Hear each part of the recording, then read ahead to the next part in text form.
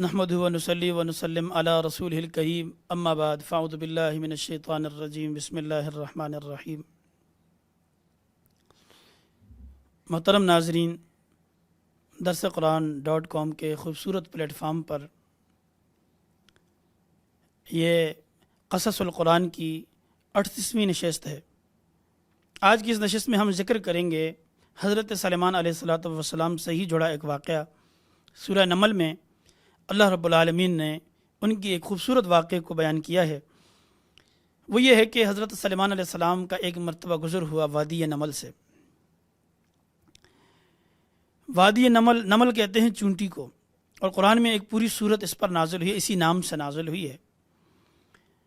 تو چونٹیوں کی وادی یعنی ایک ایسی جگہ سے حضرت سلیمان گزرے جہاں چونٹیوں کی وادی اس کو کہا گیا، چونٹیوں کا گھر تھا اور چونٹیاں ہی چونٹیاں پھیلی ہوئی تھی۔ اس کے حوالے سے مختلف علماء نے، مورخین نے اس مقام کو شام کا علاقہ بتایا ہے، بعد نے اسقلان بتایا ہے کہ اسقلان میں یہ وادی نمل ہے۔ حضرت سلیمان علیہ السلام کے لشکر میں انسان، حیوان اور چرند پرند ساری چیزیں شامل ہوا کرتی تھی۔ ایک بہت بڑا لشکر ہوتا۔ جب آپ نکلتے تو بڑے جاؤ حشم کے ساتھ آپ کے لشکر میں ساری چیزیں، آپ کے فوج پوری ایک منظم انداز میں نکلتی۔ تو یہاں بھی حضرت سلیمان علیہ السلام اپنی پوری فوج، پوری لشکر کے ساتھ نکل رہے تھے۔ تو جیسے ہی وہ لشکر وادی نمل کے قریب پہنچا تو آپ نے سنا کہ ایک چونٹی اپنی دوسری چونٹیوں سے کہہ رہی تھی کہ یا ایھا النمل ادخلوا مساکنکم لا یحطمنکم سلیمان وجنودہ وہم لا یشعرون۔ اے چونٹیوں، اپنی بیلوں میں داخل ہو جاؤ۔ سلیمان اور اس کا لشکر کہیں تمہیں روند نہ ڈالے بے شعوری میں، چونکہ انسان جب چلتا ہے اتنی حقیر سی، اتنی چھوٹی سی مخلوق، بعض اوقات ایسا ہوتا ہے کہ اس کی طرف دھیان نہیں جاتا، تو اتنا بڑا لشکر جب آئے گا تو اس کے لشکر کے گھوڑے، سواریاں اور انسانوں کے جو ہے پاؤں، لازماً سی بات ہے کہ چونٹیاں اس کے تلے روندی جائیں گی۔ تو حضرت سلیمان علیہ السلام کو اللہ نے چونٹی کا یہ کلام سنا دیا، فتبسم ضاحکا من قولها۔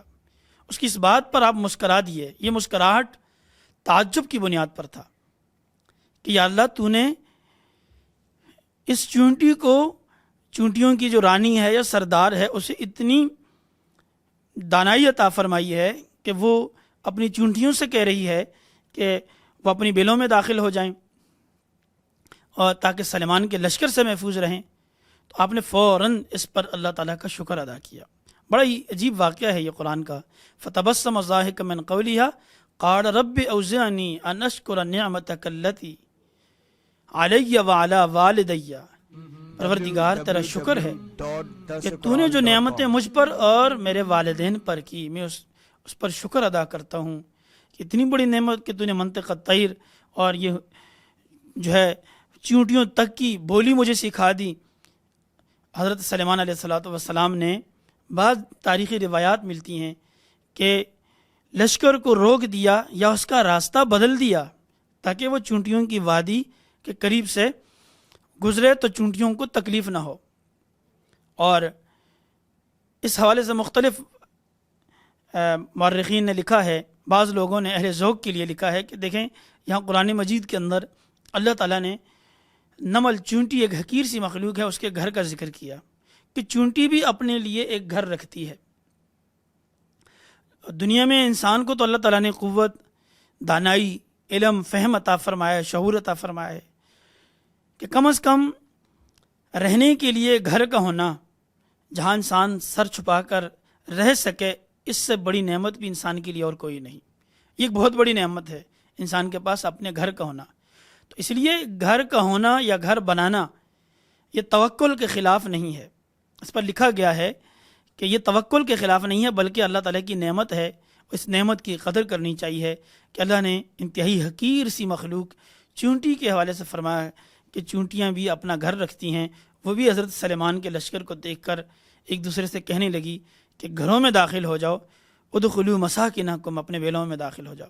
تو حضرت سلیمان علیہ السلام نے چونٹیوں کے اس عمل پر اللہ کا شکر ادا کیا اور اللہ تعالیٰ سے دعا مانگی کہ یا اللہ تو مجھے توفیق دے ایسے اعمال کرنے کی ان اعمل صالحا ترضاہ، جس سے تو راضی ہو جائے اور مجھے اپنے نیک بندوں میں شامل فرما دے۔ اس واقعے میں ہمارے لیے کئی سبق ہیں۔ ایک تو یہ حضرت سلیمان علیہ السلام کو اللہ تعالیٰ نے کس قدر عظمت عطا فرمائی تھی کہ اللہ تعالیٰ کی قدرت کا یہ کرشمہ ہے کہ چیونٹیوں جیسی حقیر مخلوق کی بولی بھی اپنے پیغمبر کو سکھا دی۔ یہ معجزہ ہے، یہ حقانیت ہے قرآن مجید کی۔ اور دوسری طرف یہ ہے کہ اس میں یہ سبق ہے کہ ہم بھی اپنی زندگی میں اپنے رہن سہن کے اندر کم از کم ایک شعوری زندگی بسر کریں۔ شعوری زندگی قرآن اور حدیث کے ذریعے، انبیاء کی ان خوبصورت قصص اور واقعات کے ذریعے سے ہم تک پہنچ سکتی ہے اور ہمیں حاصل ہو سکتی ہے۔ ہم ان قصص کے ذریعے سے اپنی زندگی کو شعوری زندگی بنائیں اور شعوری زندگی گزاریں۔ اللہ رب العالمین ہمیں توفیق عطا فرمائے۔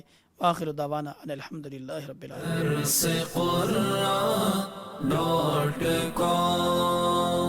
www.darsequran.com